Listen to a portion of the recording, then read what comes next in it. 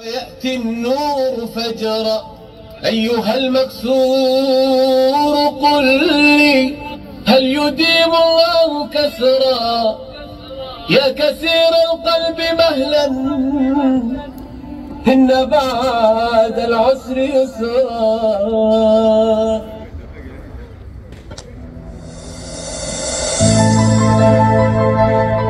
Filistin, yaramız kanar, ümmet yine seni anar, çilekeş halkına yanar. 100.000 selam sana Aksam.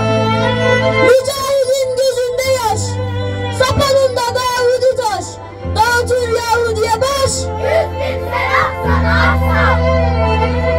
Ömer'in fethettiği yer, senden defetmek için şer, Selahaddin çok döktü ter. 100.000 selam sana Aksam. Emaneti Selahaddin, sen ne dilendi Hüssettin, sana sevdalıydı Yasin. 100.000 selam sana Aksam.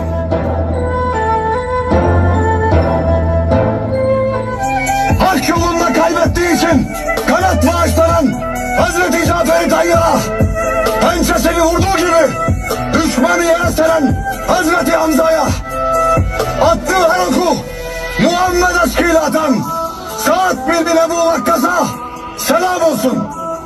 Bedir'in aslanlarına selam olsun. İsrail'in yüzü kara, yol aldı mavi Marmara, zulüm zillet aldı yara. 100.000 selam sana Aksam.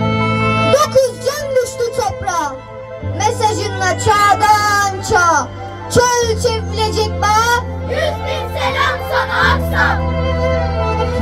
Feda ettik uğruna can, davana vermek için kan, Rabbe karşı bizi